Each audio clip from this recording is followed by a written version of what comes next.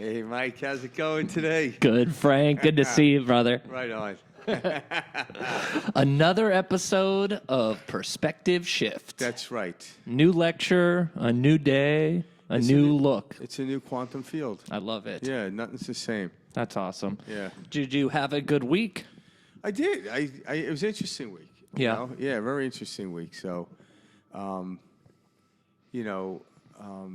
it's interesting as we practice some of these modalities to bring us into awareness, because that's all they really are, is like they're just processes to help us understand the life we're living and or to navigate within the life we're living.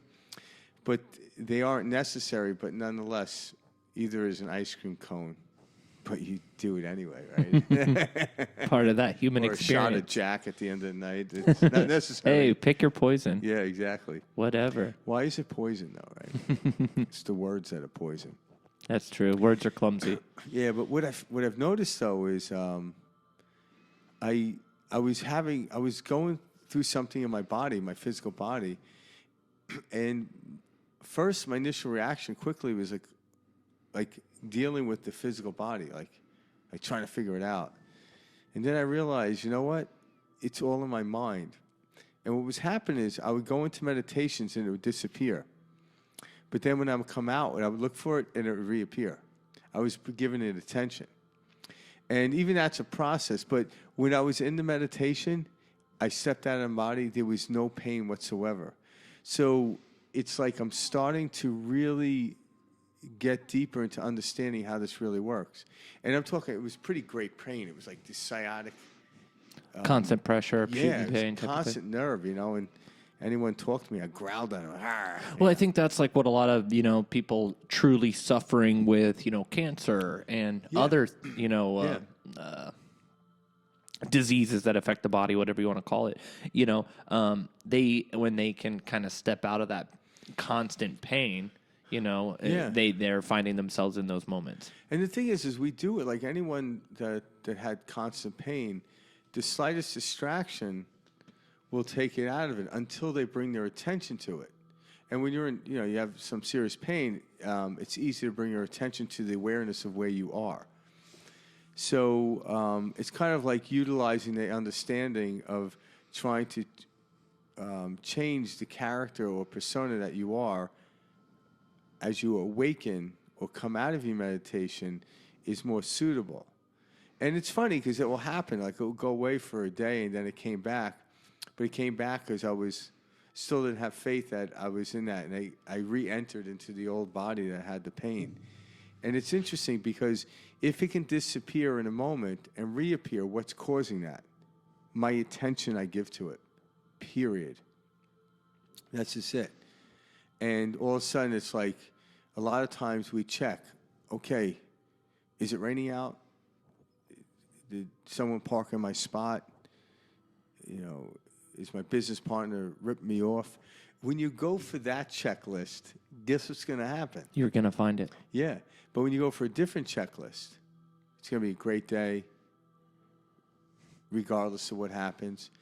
It happens. So it's what we focus on that creates it. It actually is a solidification of the experience in which we have. Absolutely. And that's what I experienced this week, which before this I thought it was inevitable. Nothing ever bothered me. 53 years old. I've been athletic most of my life and doing stuff like that. And I'm very rarely in pain, A lot of mental anguish dealing with Karen.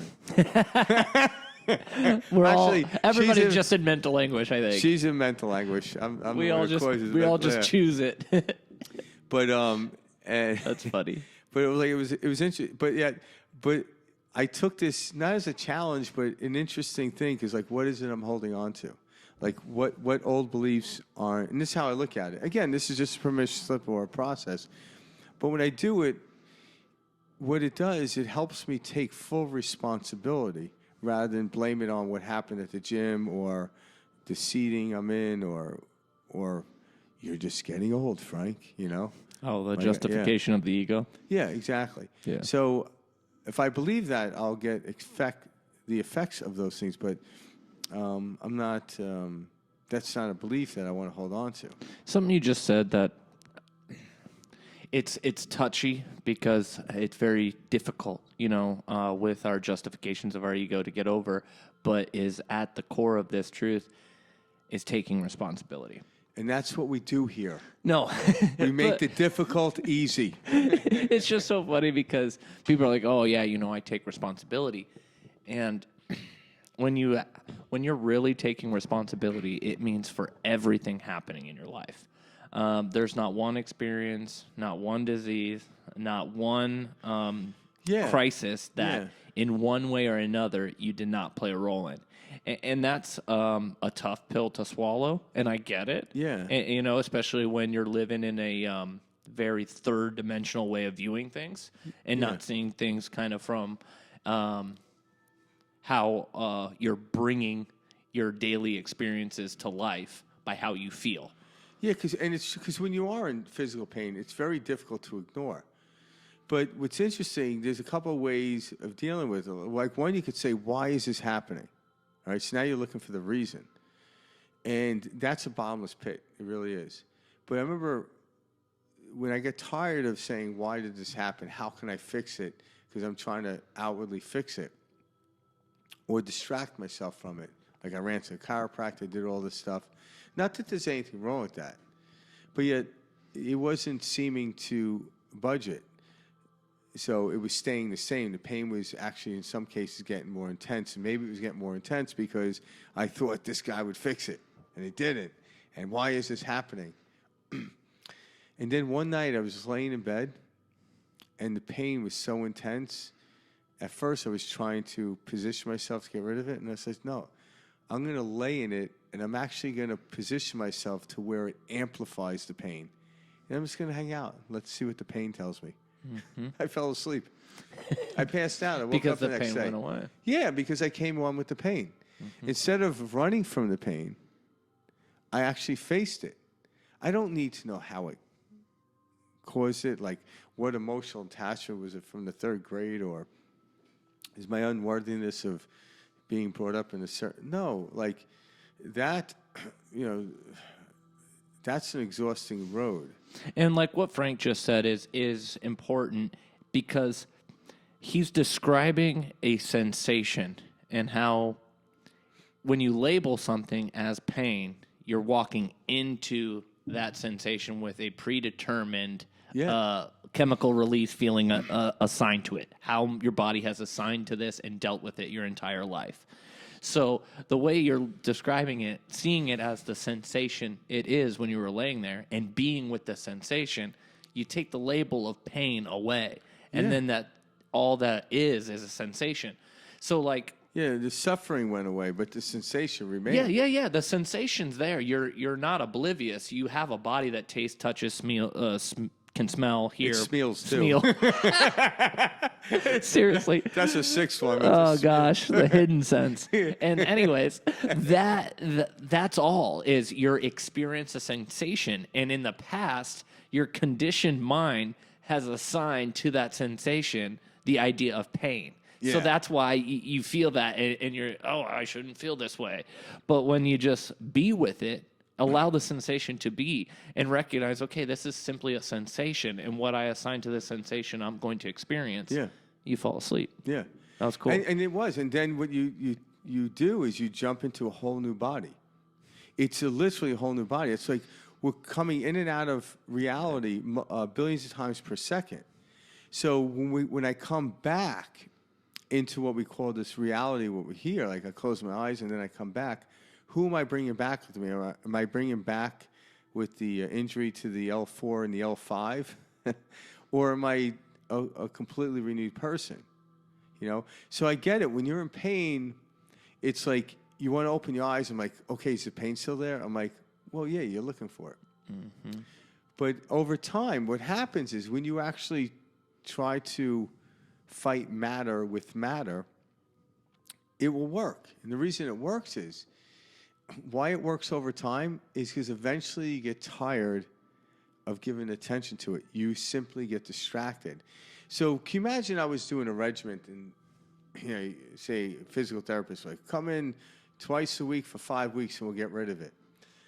Well, after 10 sessions, I'm going to be so fed up with doing that, I'm going to be distracted that the pain went away, and I'm going to say it was because I did the 10 sessions. No, it's like you got tired of bitching, and you went on to something else. The pain went away. I think that's like Yeah. a big reason why a lot of people find themselves and awaken is they go through so much shit that finally they're just like, all right, look. They get tired of it. This place is bullshit. Yeah, you get and tired it's of like, yes, you're right. You have been living as a character that, and not knowing you're stuck in a role. And if you don't understand the process, you might shift into that other character that doesn't have the pain, that isn't poor, and whatever it is, and you advance, and then all of a sudden you say, oh my God, how did I get here? Well, I did this, this, and this. I'm like, no. Those weren't the causations. Those were creating the frustration that led you to the fuck it moment. Exactly. Eckhart Tolle says that. He says it says really fuck it? well. No, he probably would, but he describes it well. He's like, some people awaken simply because they cannot stand the suffering any longer. Yeah, and it just happens. It's so true. But once you know it can happen, you could take out those processes. So when I do, like, the pain goes away, I can easily give the causation, the reasoning to my meditation, but I don't, because that's not the reason. Even the meditation onto itself is a permission slip or a process in which it allowed me to forget. Because there will be moments where you could just step into stuff without having to have to do that. We'll be walking meditations. But what is the causation? I simply shifted and gave my attention to something else. I didn't yet necessarily have to do a process, but a process is a good point of distraction if you can't. So we're not taking it away, but as we get better at this, the processes are going to be fun. It won't matter. It's like if you told a kid, like, the process of graduating with straight A's is going to Disneyland. Really? That's a beautiful process. Other than the process of getting straight A's is what? It's spending 7 hours on a wooden chair staring at a chalkboard while I lecture. What? You know, right? So the kid with the most Adderall wins, right? Exactly. Because they can sit still. Literally. But it's funny how that works. I heard this. Somebody explained this really well. I can't remember who I was listening to, but they were going over how they shared this story where it was somebody. They were like a wealth manager, you know, and they worked with wealthy people, and they said, like, they would often see, you know, wealthy people when they would take, like, a nosedive, if you will. They lose the boat, right? And then they lose the second house, and then they lose this. But it kept going. And why wouldn't, you know, why did they have to hit and lose everything before, you know, things can get better? Because they were saying, like, they'd lose this, they'd lose that, they lose this. They'd get to the bottom, but they'd always get back up. Yeah. They'd always come back. You know, they re-earn their wealth. They regain that wealth. And the way that it was explained was because they stopped being involved with the process of failing. They finally lost everything, so they were able to let go. Yeah. And that's why, like, hitting rock bottom, we hear that often when people say you got to hit rock bottom. There's a lot of truth behind that. And the reason being is when you grasp and attach onto all of these things you consider failures, right? And I think that's what happens. You go through that process of jumping down that rabbit hole to the point where you realize there's nothing else to lose, and the hole disappears. And you see that it's all a house of cards. This is all a game. And then the fact that the individual had a persona that had all that wealth, all they have to do is jump back into that persona, and they'll get it back quicker. And this is what we call, like, muscle memory. It's what is muscle memory? Your muscle doesn't. Someone could say it's memory. It's a frequency setting that you're already familiar with, and when you step into that, the muscle bandwidth, or the strength in the muscle, you return to that. It's not like it's a little more metaphysics than it is physics, and you know. But that's what muscle memory is. So if you knew you can do something, you can get back to there and even greater. So as we're going through this process, as you see the boat go, you can jump out of the rabbit hole and get a yacht after that without losing it. Me and Mike aren't saying you must lose everything in order to understand this. No, you don't have to lose a damn thing, other than the perception in which that you're not abundant. Yeah, when you're losing stuff, you're in the experience of losing and failing, so it keeps continuing and continuing. So when everything's gone and you have nothing left to hold on to and say, "Oh, I'm gonna lose this," you're no longer resisting, and the universe is no longer giving you everything you're asking for, which is more failure, spiral down the rabbit hole. Yeah. You know that stops because there's nothing you don't believe at that moment. No. There's nothing left to lose. So yeah, sure, you could catch yourself any time within that downfall. But in the physics world, is ups and downs is how it is. But if you use it downward as a faith-based understanding, you use that momentum almost like a skateboarder would be on a platform here and be in what they call like a half pipe. They would actually fully embrace the downward in order to come higher from the platform when they were. And why they do it? They do it for this split moment. They do it for this moment where they're not going up or down. They're still in this place of what I call euphoria for a split moment. They do all this just for that one moment. I love that you just said embrace it. And like do that next time you fail. Embrace your failure. Be like, yeah. All right. Hell yeah. You know, you can't naturally say hell yeah. Hell yeah. Hell yes. But it's like Take my shit. next time something goes so not the way While you're that at you it, take planned. my wife. No. But you know, next time something goes just the opposite of whatever way you wanted, embrace that and say, I know on the other side of this, it's more than what I wanted. And watch what amazing series of events transpires. Yeah, because because everything in the physical world is fleeting. We know this. And in order to get through a 7-course meal, the previous course in which I'm on has to be removed for the next course to come. So you have to, and like it's funny. I haven't done this a lot, but I remember going to these,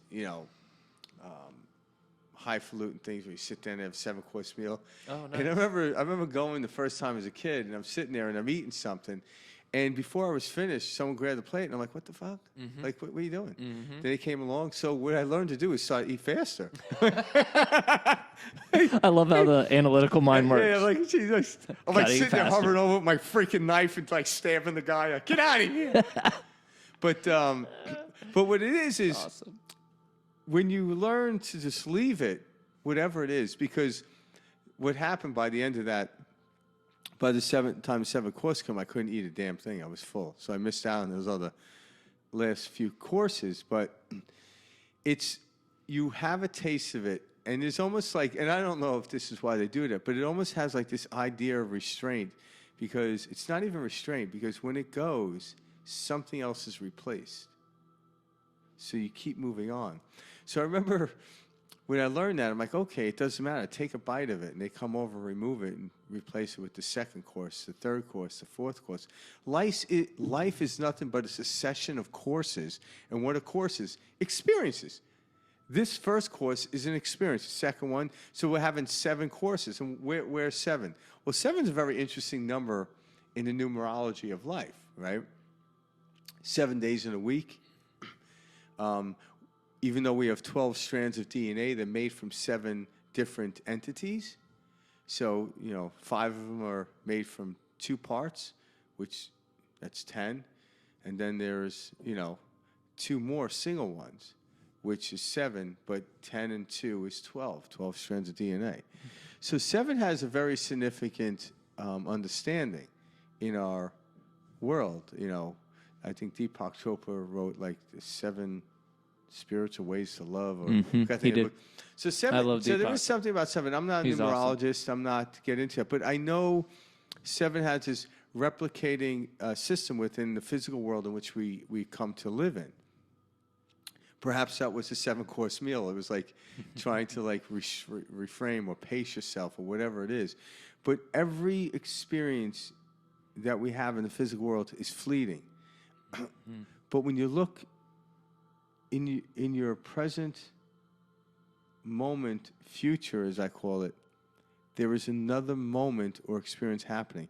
You don't need to look back at the old experience, and because that's what a lot of people do, and this is where depression sets in.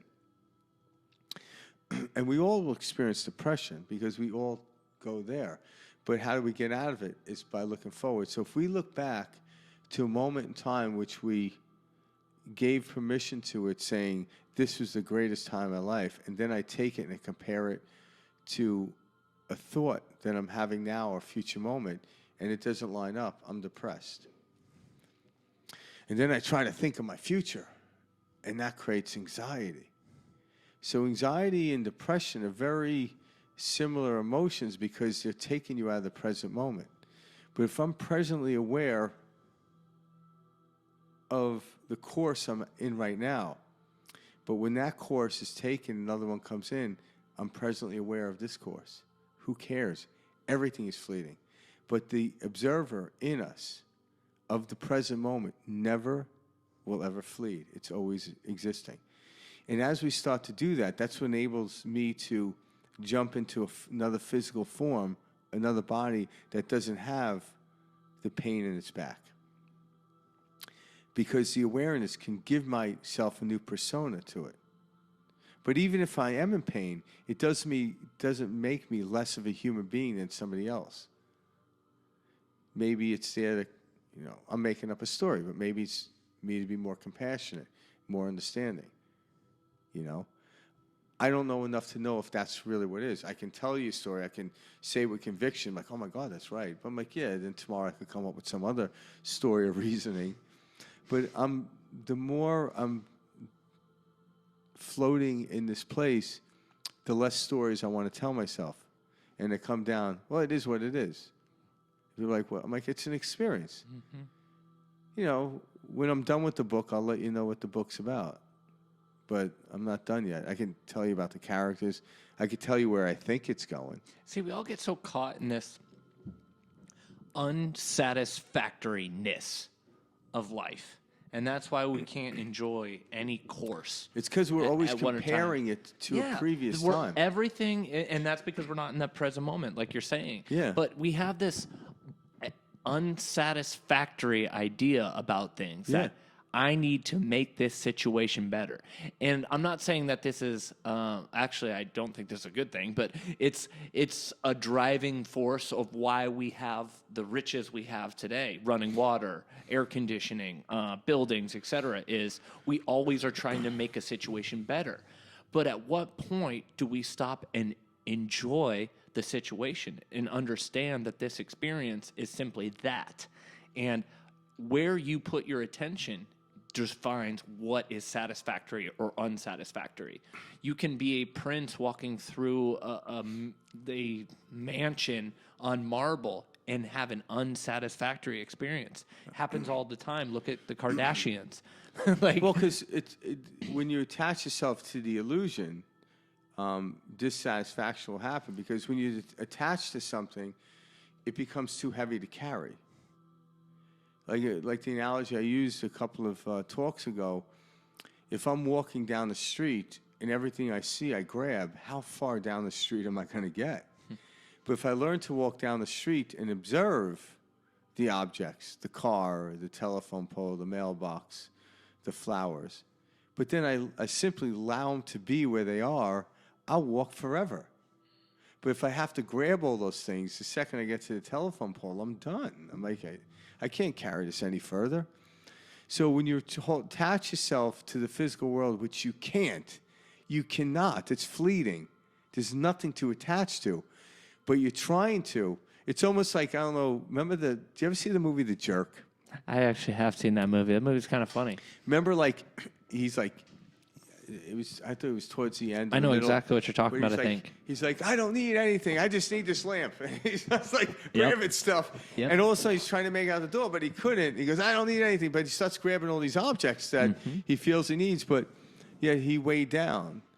And when you start to conceive this, I'm not saying don't interact with objects because it's impossible not to.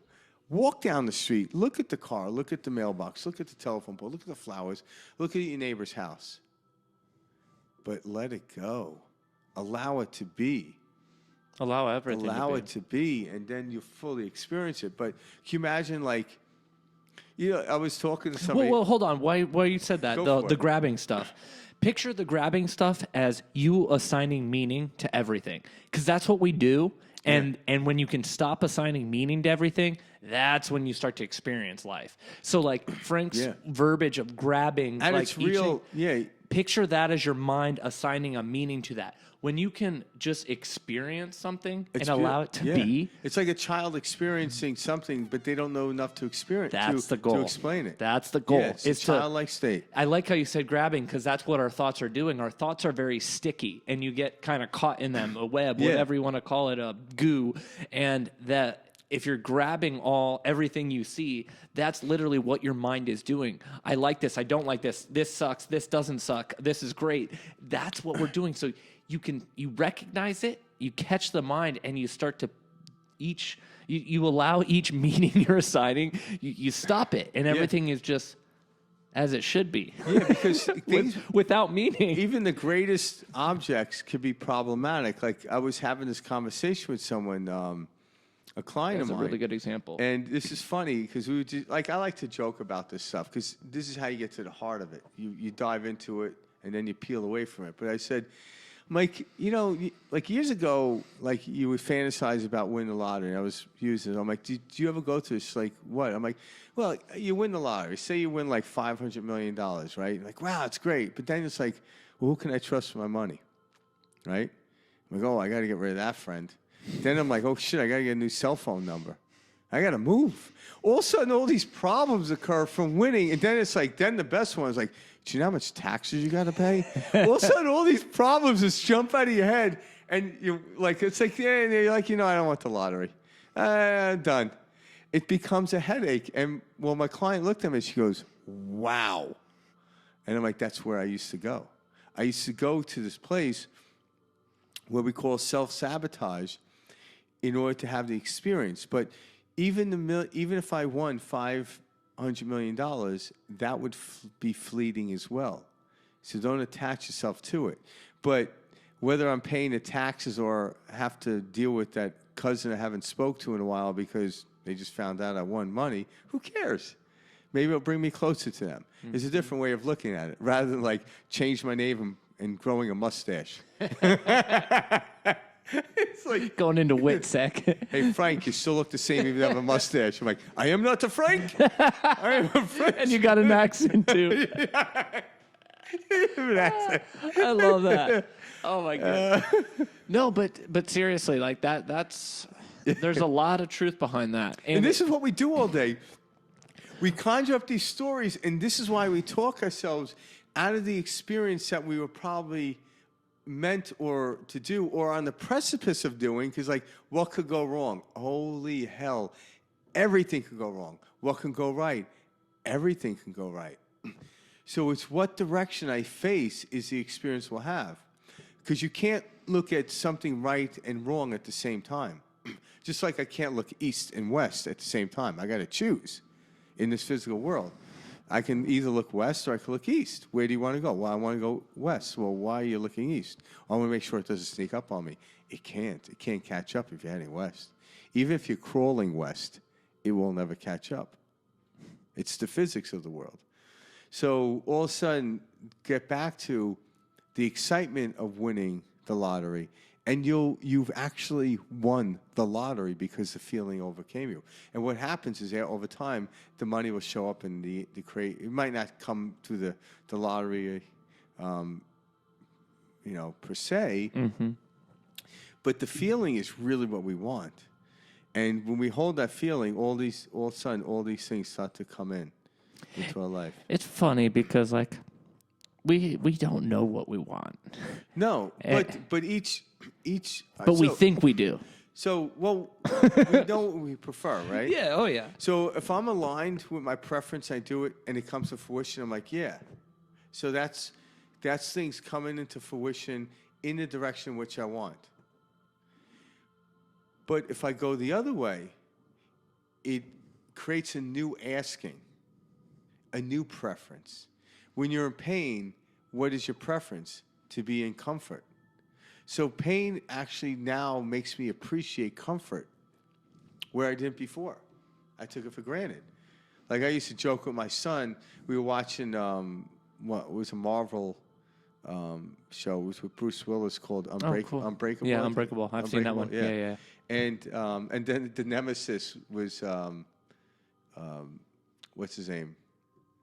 Samuel L. Jackson. Oh, okay. But he had the opposite. I forgot what his name was, but he would break all the time. And I told my son, I'm like, yeah, that's me. I'm unbreakable. I told him I says I did all this stuff. I never got hurt, and I'll say that. And then I think I stubbed my toe and screams like, "Yeah, you're unbreakable, you little wussy," you know.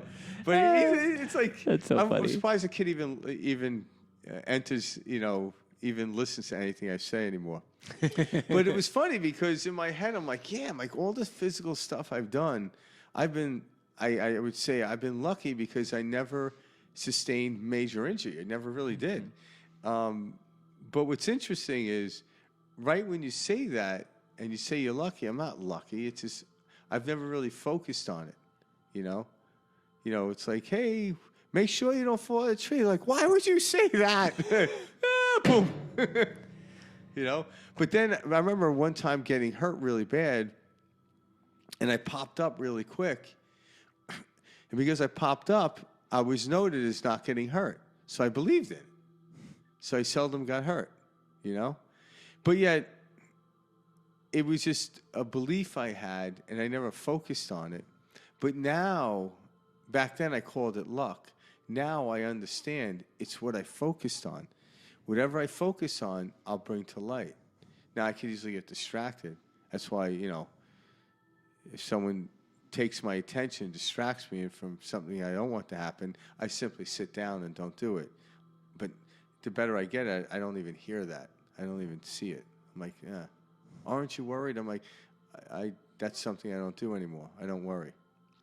Because if the situation does happen, I'll know what to do in the moment in which it happens. I'm not saying it won't, but I'm not worried about it. Obstacles are going to always come up. We're not saying obstacles won't come up. No, in we life. want obstacles. This is why we came here. When I signed up for this thing, Mm-hmm. I don't remember the exact words I said to God. I'm like, give me everything you got. And he's like, are you sure? I'm like, why would you say that?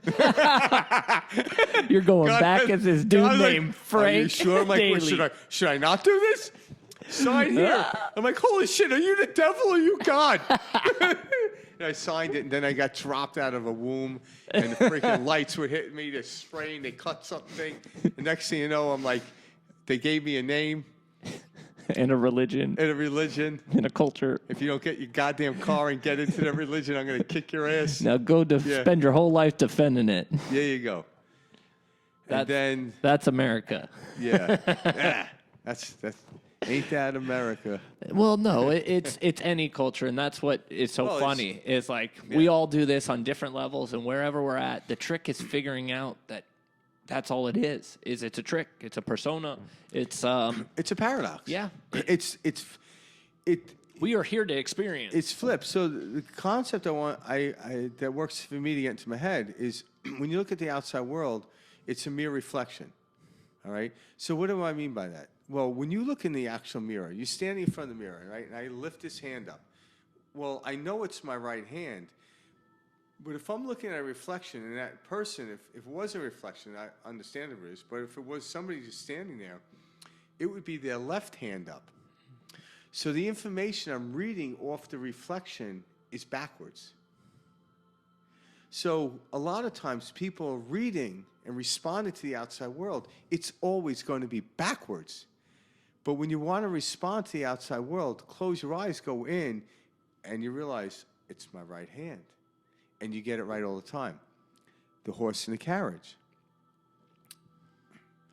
If you turn it around, one way works, the other way is going to give you a false reading.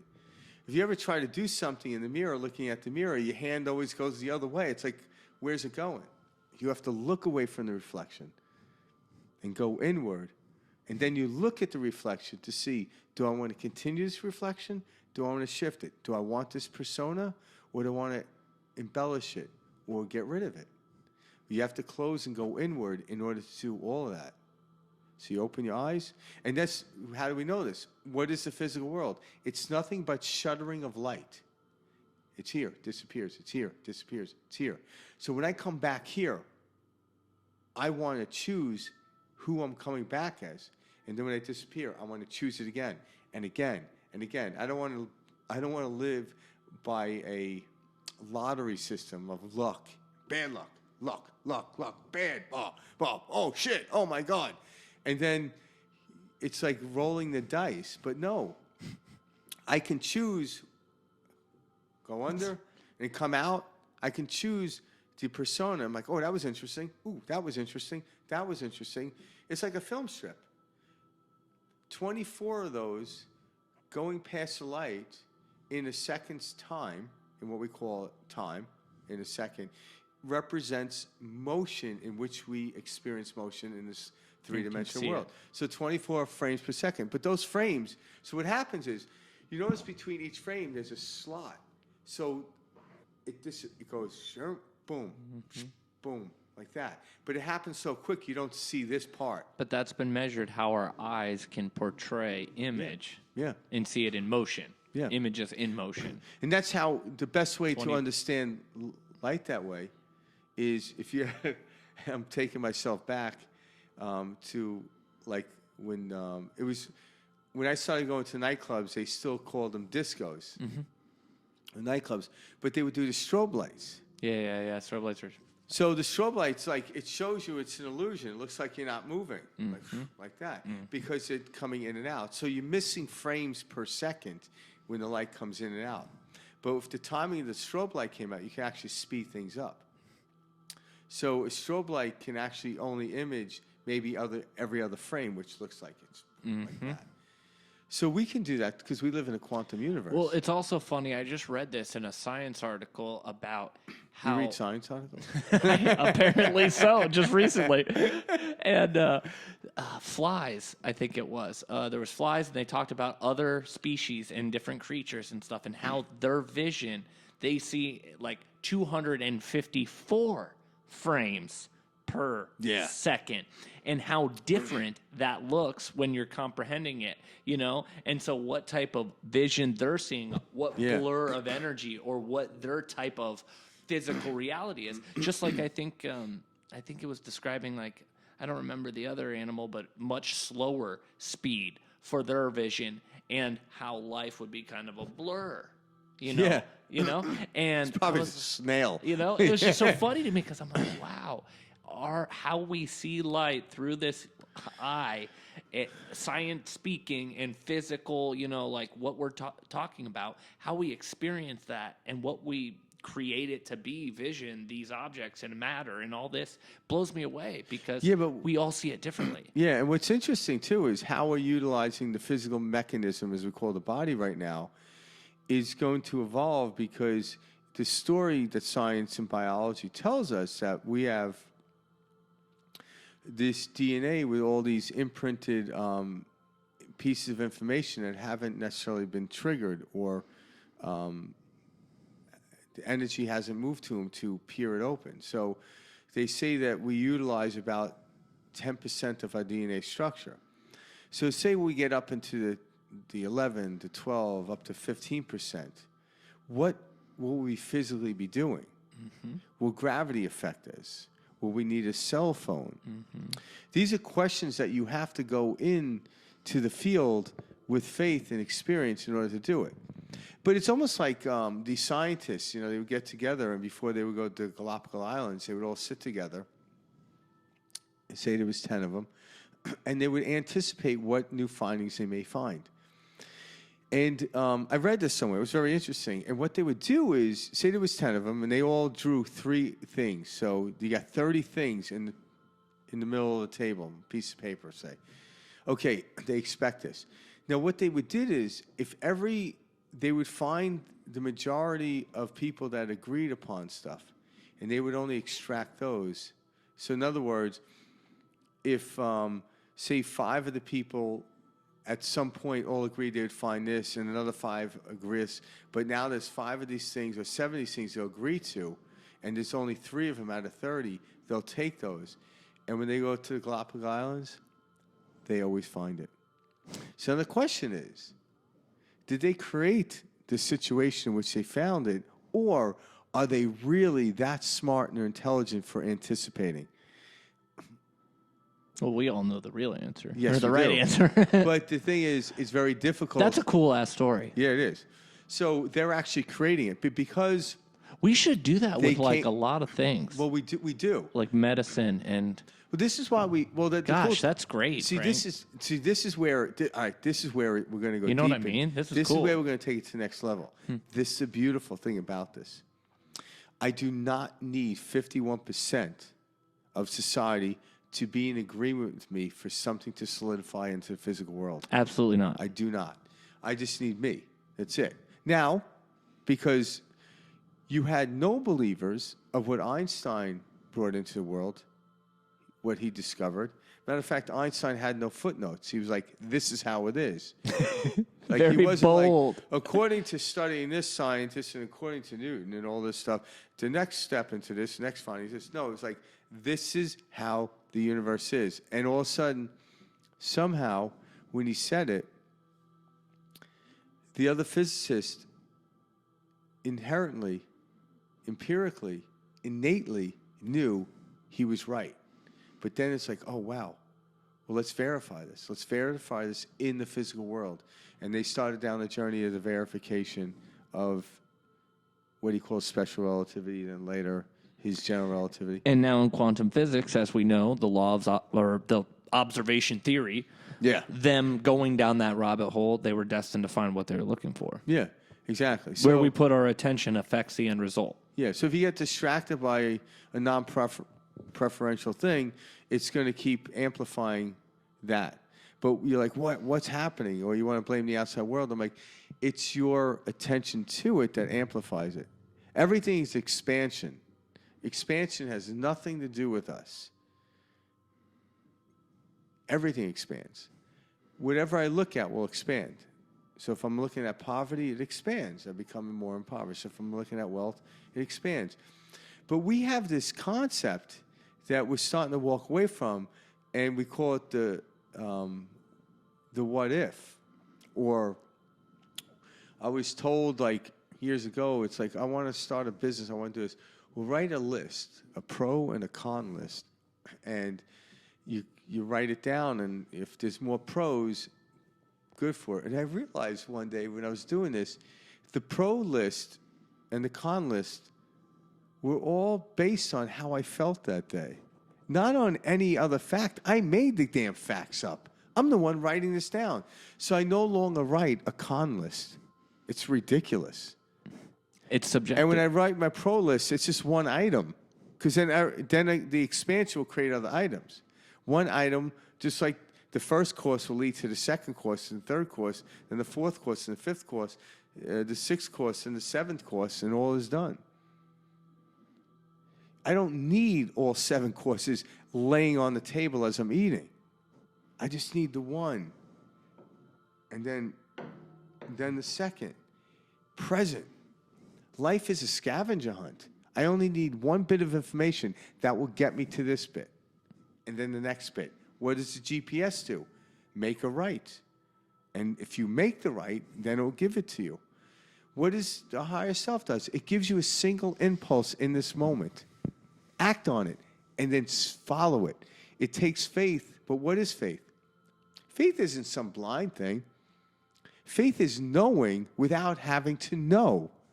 And that's ultimate faith. It's like, wow, I know if I move in this direction, it's going to be fabulous. Well, what's going to be fabulous, Mike? Don't know yet. I'm going to find it, though. But when I get back from vacation, I have pictures and stories to tell you. That's why they invented happy hour. But yeah, it's funny. You'll start to realize this when you're like walking around and just kind of witnessing people, friends, family that you interact with. The negativity, when it kind of comes up, there's always this sense of a story or a justification or a way to describe why this is happening. And you start to see it for what it is, which is, okay, they're living out what they're thinking. Yeah. And it's very, I don't want to say cool, it's more like very eye-opening.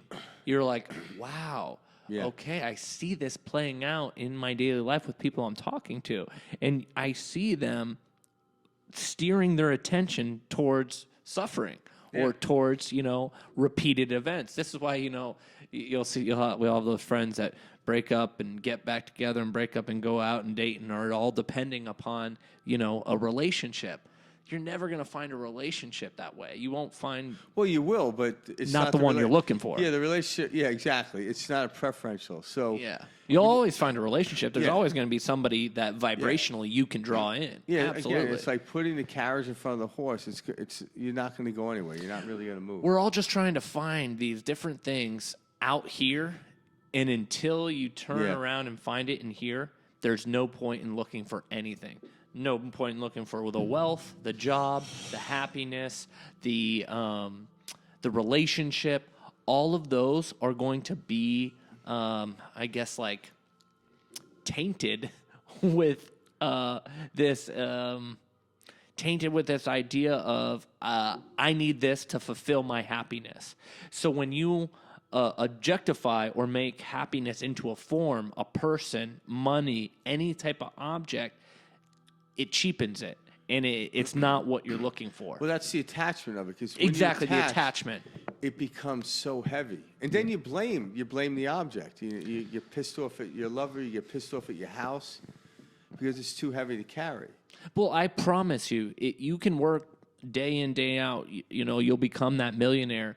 You won't be happy when you're that millionaire. And you're going to say, why not? Yeah.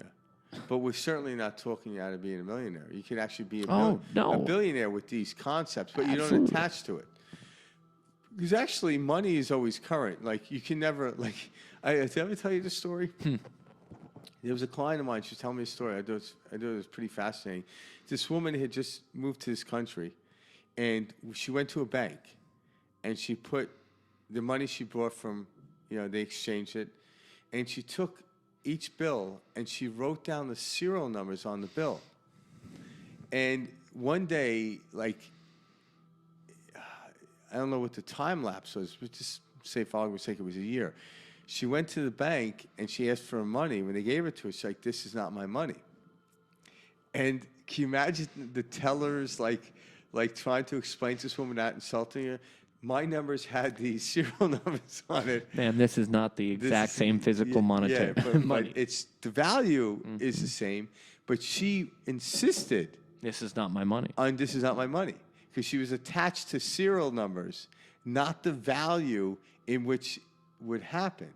So it's really interesting. So there was no way they're going to fulfill that because they had no idea where that was, because it's always fleeting. Mm-hmm. I want a glass of water. That's not the glass of water I first drank when I came into this world. I'm like, well, that water's gone. But here is a glass of water, but it's never the same water you were drinking the day before. So stop trying to get the same glass of water. But there's always water. There's always money to spend. There's always experience to have. But stop comparing it. It's funny. You see this also on the business level. Why,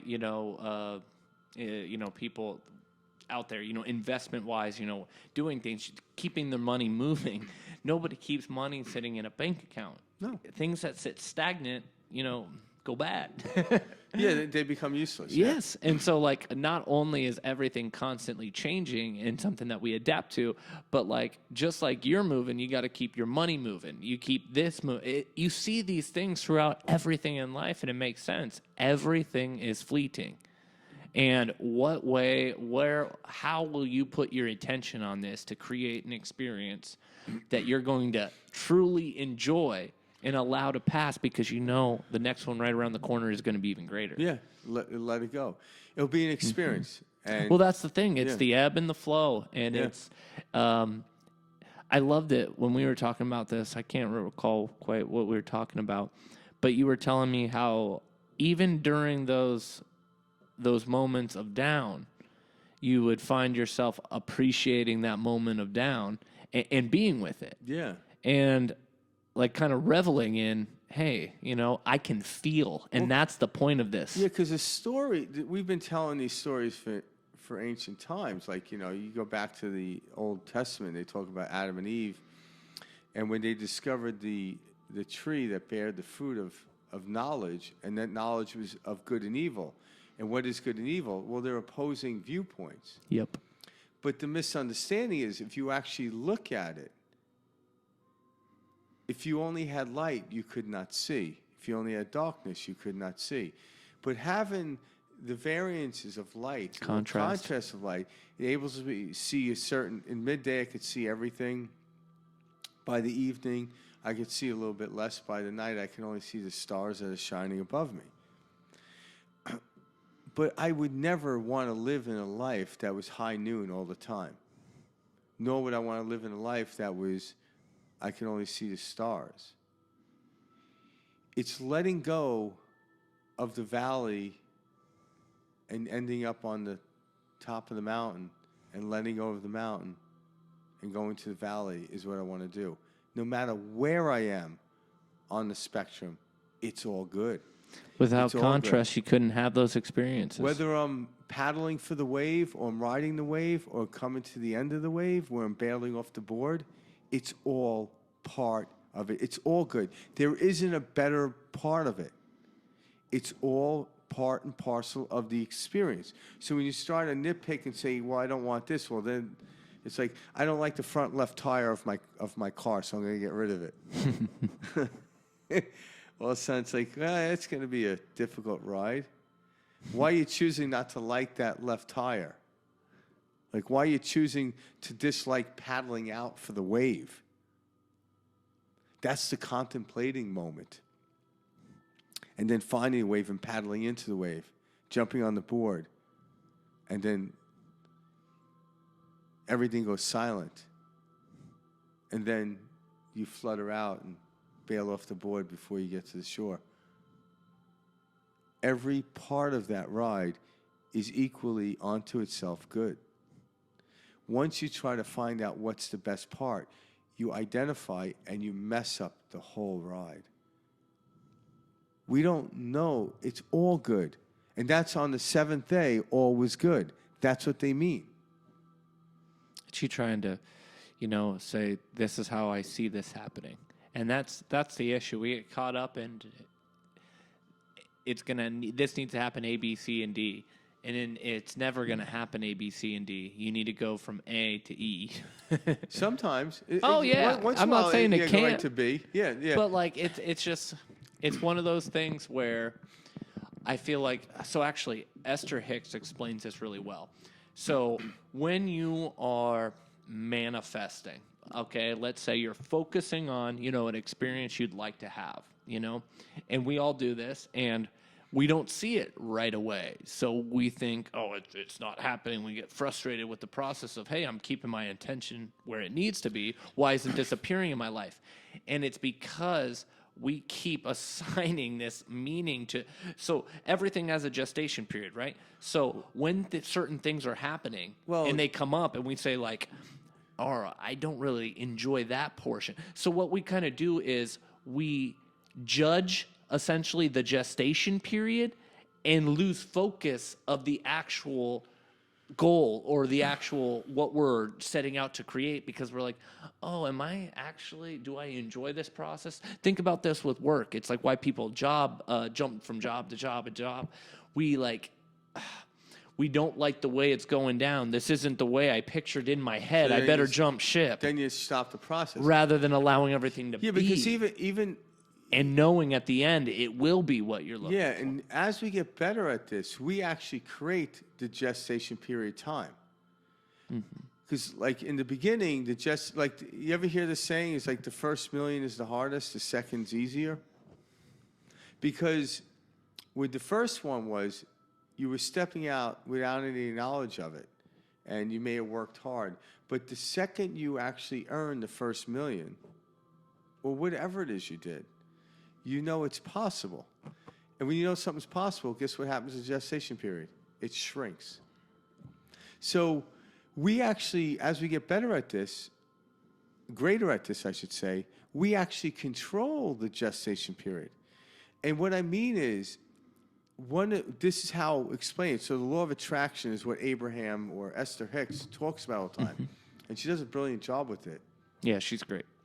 But where a lot of people, if they've never heard of her or listened to her, where they miss out on this whole law of attraction is when you ask for something, it is 100% already given. But if you don't show up to the place in where the receptive place to where to get it. So if I ordered a package from Amazon and, just argument's sake, it comes to my front door. But if I never go to my front door, guess what I never get? The package. But once I order something, and this is the game we play, this is how it works. Once I order something, I get out of the frame of ordering or asking for it. I know it's coming. So what do? So argument's sake, say I ordered a book. All right? Oh, got this book. So now I'll go set up my office to go sit down, make sure I can find my reading glasses, do all this stuff, set some time in the evening to start reading the book. I don't stand there waiting for the book. I move as if I already had the book. If I'm acting, and then all of a sudden, as I'm acting as I already had the book, when the time comes for me to sit down and read it, ding dong, go to the door, the book's there. That's how it works. You move into the place where the book already is, but if you sit there waiting and waiting and waiting, why does it never come? Because you never went to the place where it was. If you know the front door, You didn't allow yourself to be there. yeah, everyone has a warehouse worth of stuff they ask for. They just don't know where it is. They just don't see it. They don't know how to get to You the gotta warehouse. shine your light. And when you wake up, you find yourself in front of this door and you open it up like, holy shit, I asked for that when I was a kid, and my dad said I wasn't good enough. But there it was on the shelf all along. So how do we get into that receptive mode? Well, it's the power of paradox. It's the feeling of the experience of having the thing is what you really want. So if you could sit and close your eyes, because they've done studies on this too, like with people doing physical things. So they had somebody lifting a band or a weight, and they produce like 30% strength over a period of time. They took another group of people that closed their eyes, and they imagined themselves doing the same thing, and they equally, I don't think they equally did, because every human being, the group you have to, what you have to apply to the equation is these people never been through that, so there was a slight bit of doubt. But their improvement was 20-something%, and they never lifted a thing. They imagined themselves lifting a thing. So if I can imagine myself having it, I can feel it. Yeah, I love that example because it's so true. And then eventually, as I keep moving towards it, it has to show up 100%. But if I don't go to the front door, it doesn't mean my package didn't come. I just didn't get to the place where it was received, and that was the front door of my house. So once I know something's coming, I go to the place where I'm going to receive it. I forgot who says this, but I think it was like Neville Goddard or somebody. But Neville. The only thing that all great leaders ever in our entire history, everybody who's ever led, kings, queens, sages, whatever, have only agreed upon one thing, which is what you think about you will become. And they knew they were destined for greatness. Yeah. Like, so if they knew that their thoughts become like that in itself should speak volumes to us, because that throughout history, people have shared this with us. And if we're going to look at science, and if we're going to look at history and all these things that we value as a collective consciousness and a society, why are we leaving out everybody telling us to be happy? Why are we leaving out everyone who's saying, go within?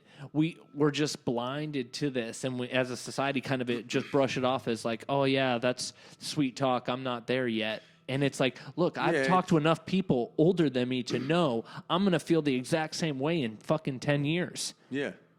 Well, it's just we'll know when we're there when people don't have the T-shirts that say it anymore. Yeah. Like, yeah, right. It's true. Like, seize the day. Who the hell was seizing the day when they're wearing the shirt, right? Yeah. They're looking for the next high or whatever. Yeah. But That's them creating their character, not knowing it, yeah, that's okay because I was that person. I can only. Oh, we all Yeah. have. You have to go through it to.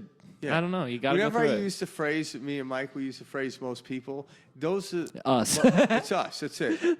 Like It's- things it's- we directly experienced years and years. It's the 7,000 characters I've had till now. Yeah. I've See, had a lot of characters. Funny. Yeah, that's exactly what. Anytime we say we, that means, hey, this is something that happened to us. Yeah, exactly. Or this is how we felt. Yeah. But then we came out on the other side and realized the physical world is to play with, but not to attach to. So how do I expand into a different place? Well, I have to close my eyes.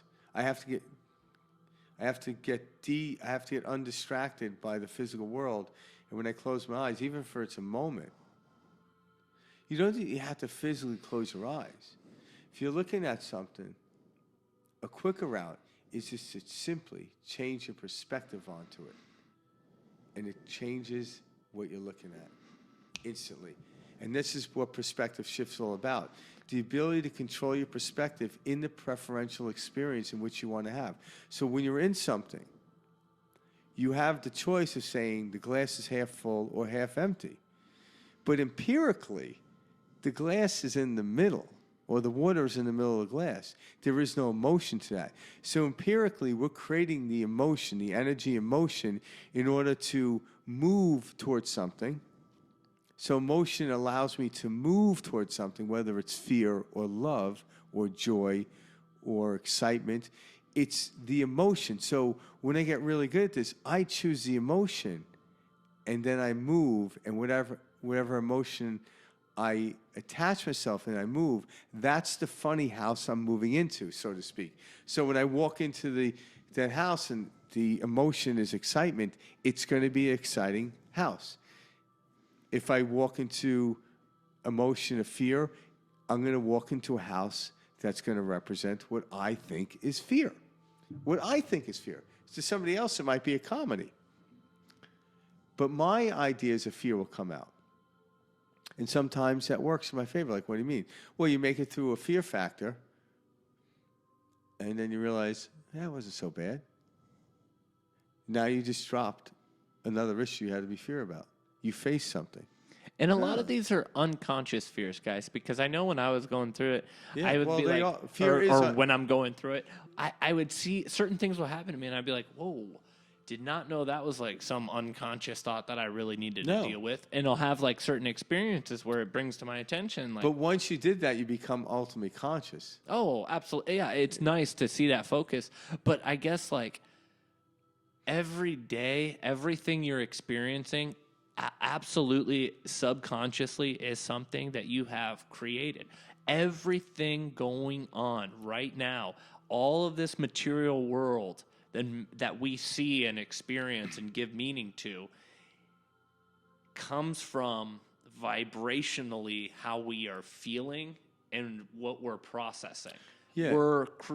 That's why people say we're in a simulation. Yeah. You'll hear like scientists talk about, well, to be honest, like, Elon Musk will say this, there is like a 98% chance, or he doesn't give it a percentage. He says there's so much more evidence that we're in a simulation than we're not. Well, I would say, and this is what it is not only we're in a simulation, people are like, well, who's programming? I'm like, we are. Well, that's the thing. That's where you get the conspiracy theorists. No, it's aliens. No, we're programming it through my emotional field.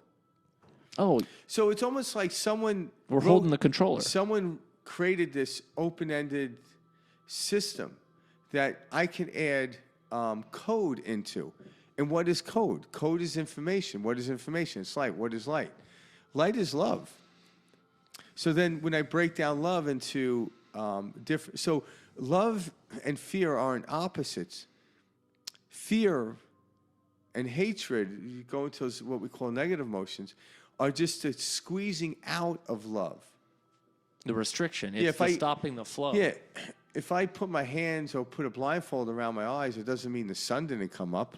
I'm just... restricting the view. I'm restricting the view of the light. Mm-hmm. So who put the blindfold on? Who's making the code of the thing we're going through?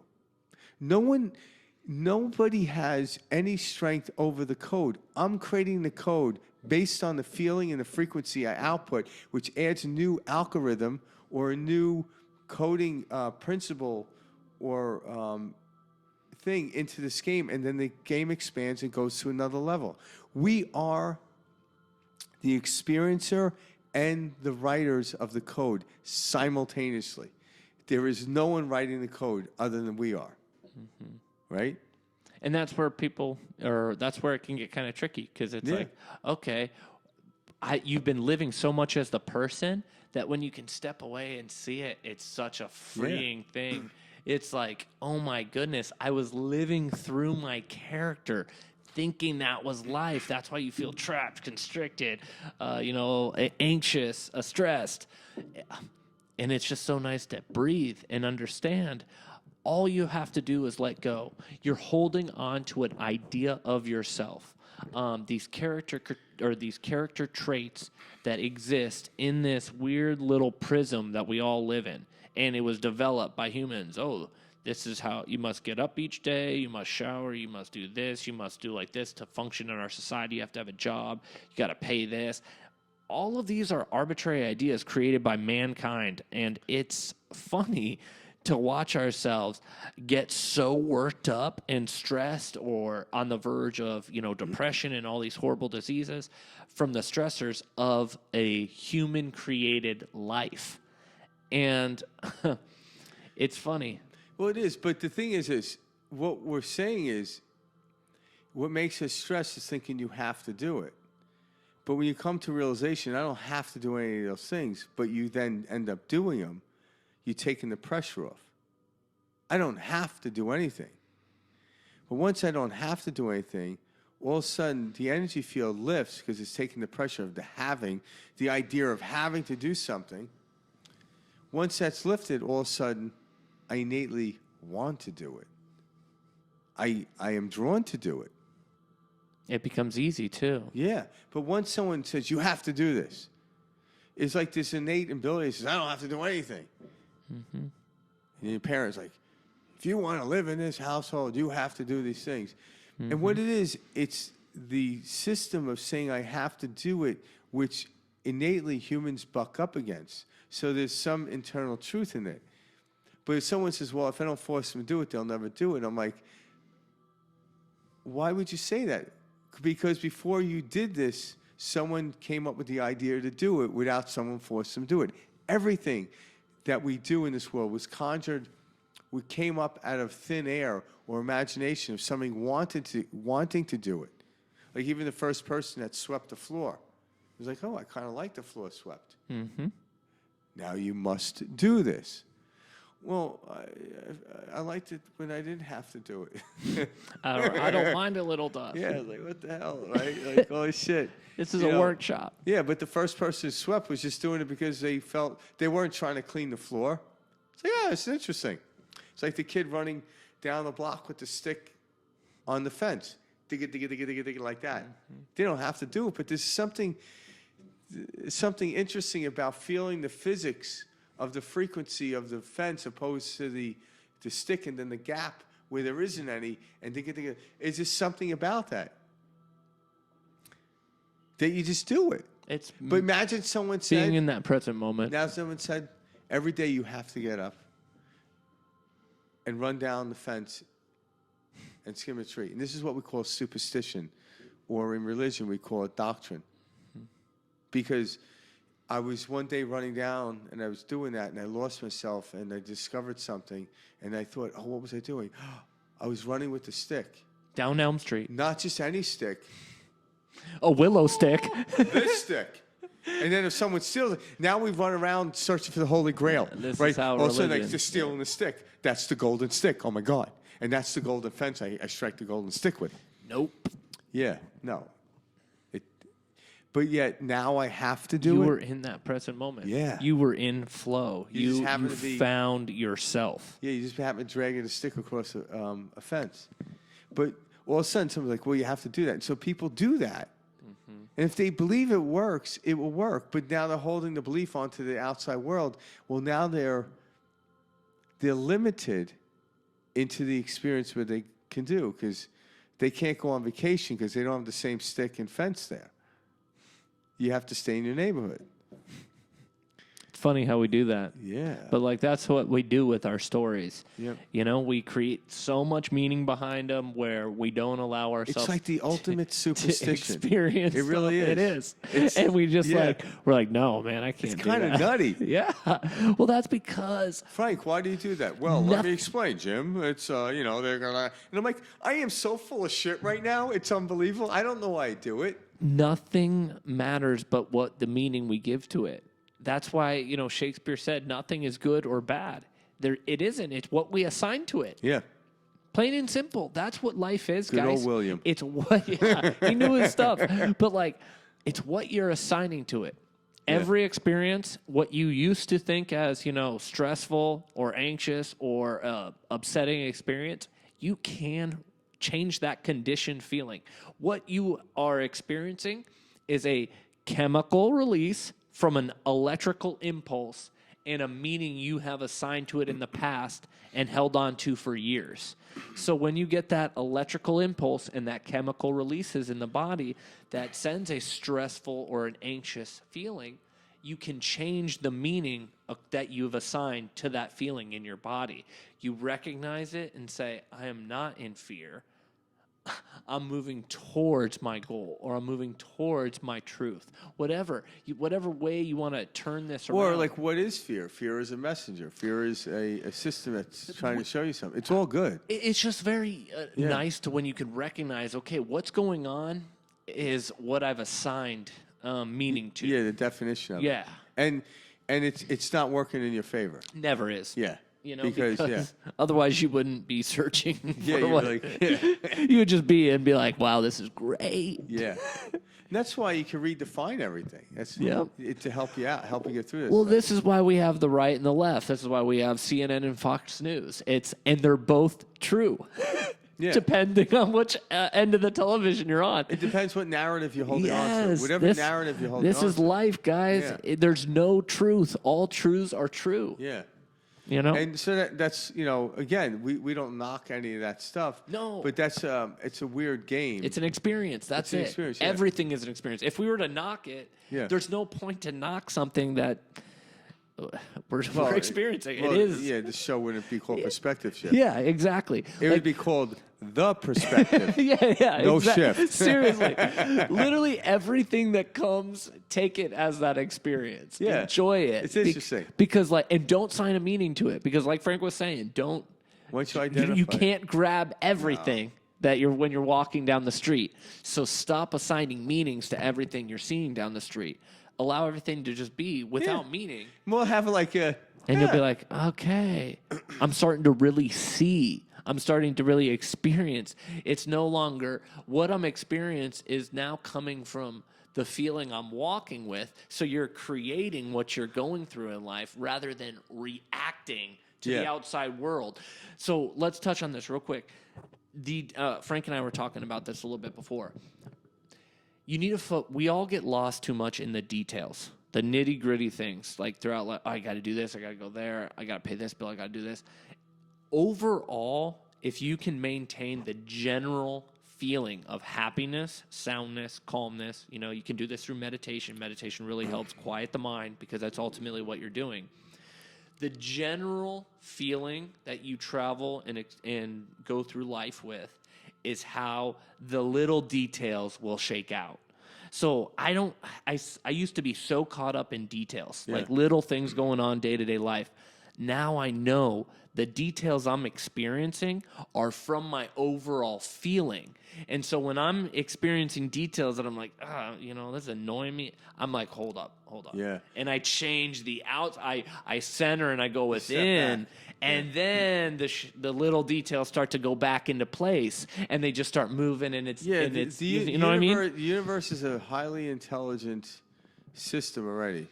So It's very easy. You Yeah. just got to go general. Yeah. Okay, hold up. I'm not centered. It's not My your job. body. Yeah, don't worry about, But the think car about- accident I just got in and then I got this bill and all of that stuff, all these little day-to-day things are the experiences we're talking about that are coming from the overall feeling. Yeah. It's where you're shining the light. So it's a new way of looking at this statement called the devil's in the details. So Truly. before, when people were thinking in the way of the outside world, you had to dive into the details in order to find out where the devil is. What me and Mike is saying, why would you go where the devil is? Stay away from the details. It isn't your job at all. It isn't. And guess what? You won't come up against the devil. You can get lost in that place. Well, that's where people do get lost. Yeah, well, people lose the whole the whole vision and the purpose of what they're doing in the first place.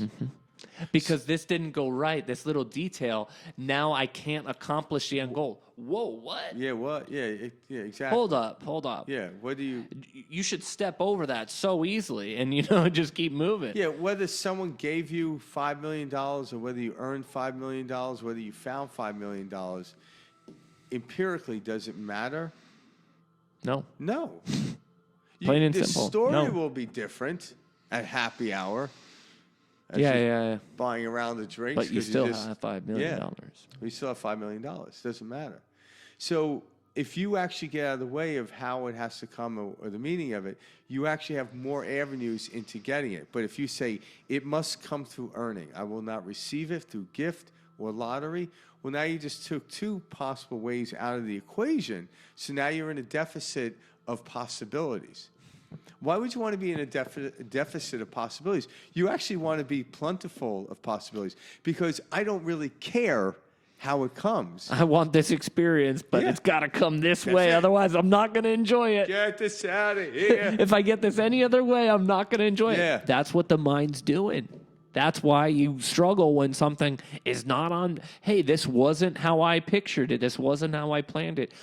Absolutely not. It wasn't. Step over it. Step through it. Allow yourself to experience it, because at the end, it's going to still bring you to the same spot. This is just something that needed to happen because there's a lot of stuff. People call it dark matter. People call it the Higgs field, whatever, pulling strings all around us, the matrix. Yeah, we give meanings to it, but we know what happens.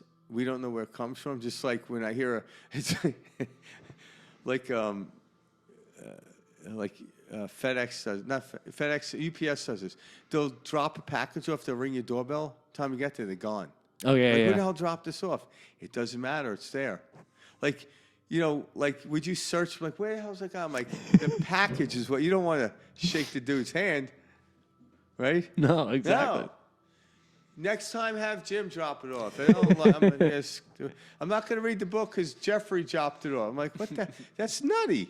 Do you really care who dropped it off? No. But people want to play this game to see how deep into a hole they can get where they places. I will only receive something if this particular person drops it off. We get into this neuroses that way. That's a form of schizophrenia. How I imagine it would start. You really pile on all the stuff where the brain starts to malfunction because you're not allowing other possibilities and other frameworks of ideas and perspectives to come in to where you're narrowing it, but the brain's saying, we have so much more energy here, and you have a breakdown. And we call it a nervous breakdown. But when you accept everything as it comes, the energy goes everywhere, and there's no breakdown of nerves. It's just flowing. You can't, if there's no buildup, you're not going to bust the pipe that allowed the water to flow through it. When you really dive into this and truly experience this too, you know it. And when you know it and these feelings creep up, because they will, it is what it is. When it comes up, you know where to put your attention and you can move through things. And so what used to affect you in such ways before, that is true freedom, because it no longer does. And you as understand the game. And as we continue down this, once you know, you can never unknow. Absolutely. But what happens is it's always expansion. When I finally head in the direction in which I came here to go, I just get more of that direction. That's when the ride begins, not ends. But I'm always going to get more. It's like the idea, if I have $5 in my hand or in my pocket and I claim it to be abundance, well, the $5 never remains 5. It has to multiply according to the equations of the universe. Expansion. Same goes if I have $5 in my pocket and I claim to be poor or lacking. Again, the physics and the equations work equally. Then I'm in debt in the expansion. Test this when you're out. I'm sure we all have a sitting different. on the couch. No, we all have different, people, friends, family in all economic areas. Listen to how those, speak about themselves or their experiences, and kind of see where they fall economically. You'll see how people talk about themselves directly correlates with the amount of income that is being received, or how much what they. Yeah, because I know people that have a lot of money, and money always flows that way. So they're not. I never hear them talk negatively within the field of money. Very careful to. But in other areas of life, whether it's relationship, they're doing that. So it's interesting. But that's the thing; they don't have to understand. They're just. This is why the concept. They don't get it overall. They just understand when it comes to money. I got it. Money's easy. Relationships are difficult. And because they believe it so much, of course it's true. It's fine in this way. But they would never talk poorly about themselves or down about themselves in those areas. And you're right. But when it comes to my wife or my husband, and then we tell ourselves a story. Yep. Well, you can't have it all. Yeah. This is where you want your cake and eat it too. I'm like, as a kid when I heard that statement, you want your cake and eat it too. I'm like, why would I want a cake if I couldn't eat it? Well, you can't have both. I'm like, that makes absolutely no sense to me. But now we're coming to an understanding is to have your cake and have the ability to eat it as well is the place we're going to get. Yeah. You can have the amenities of the physical world, but the way to get them is paradoxically not needing them and shutting your eyes to them, and then they appear. And I don't mean they just appear. Like, I'm not telling someone to sit on a couch and think of. I'm glad you clarified that. Yeah, because no. I don't mean it like that, because I say stuff like some people like it's almost like reading a headline and running with it, but you got to read the whole article to understand what they meant by the headline, because the headline can be somewhat deceiving. So what I mean is, when I sit down on my couch and I meditate, or some people started doing these vision boards, right? Like someone's like, hey, you want to join a group doing a vision board? I'm like, nah, it sounds too arts and crafty for me. I don't want to do that. But there's nothing wrong with it. No. But once I cut this thing out and put it on a board, I can never look at it again, because if I do, eventually I'm going to turn on me. Like, what do you mean? I'm going to look on my refrigerator and say, I don't have that yet. It's reminding me I don't have it. It'd be like ordering something on Amazon, but not closing down the ordering page on your phone and constantly looking at it. You can try. Once I order something, I press the button, I turn my phone off. I'm done with that. I don't revisit it. And then all of a sudden it comes, and I'm like, oh, yeah, there you go. I ordered it, and there it is. Oh, my God, how does that work? This is great. It's amazing. That's a lot of truth. Yeah, so that's really how it works. So if I'm sitting down and I imagine something, and I can feel and taste it, having it, all of a sudden there's going to be an impulse that's going to tell me, get off the couch and go do this. Get off the couch and do that. And I do this, just like the GPS says, I want to go here. Put the address in. But until I get in my car and actually move, the GPS doesn't say a damn thing. I have to act on the impulse. Make a right-hand turn. If you make this right-hand turn, Frank, I will give you the next direction. That's essentially what the GPS is saying, even though it doesn't get personal that way. A higher self does the same thing. I generate the field. I generate where I want to go. Then it gives me an impulse. And you act on it. Don't question it. Just do it. And then I do it. Oh, next one. Oh, my God. Next time you start to see the sign. Oh, my God. I have verification. I'm heading in the right direction now. I see signs saying San Diego. But it doesn't mean I'm there. But I know now I'm heading in the right direction. And we get really good at this. You know you're heading in the right direction from the get-go. Why? Because you fully entrust the GPS, your higher self. And when you get on the freeway and you see the sign that says San Diego, I'm like, well, of course. I had no doubt I was heading the right way, nor do I even need that anymore. I don't need verification. I know. And you're just enjoying the ride. And I fluctuate within that field, but when I'm there, it's amazing. And when I'm not there, I'm trying to get back there. And but the trying to get back there is what keeps you from getting there. Yeah, I was it's just like, gonna say, you that's just the gotta paradox. know. Like, damn it. But that's the funny part. That's the conditioning. That's what Yeah. we talk about. And that's why we love to do this. And that's perspective shift. Yeah, exactly. 101, baby. No, but seriously. So, like, thank you guys for joining us tonight. Take a listen at our other videos. You can click the subscribe link, and you'll get updates when we put new videos up each week. All right. Thanks, guys. Thanks, everyone. Bye.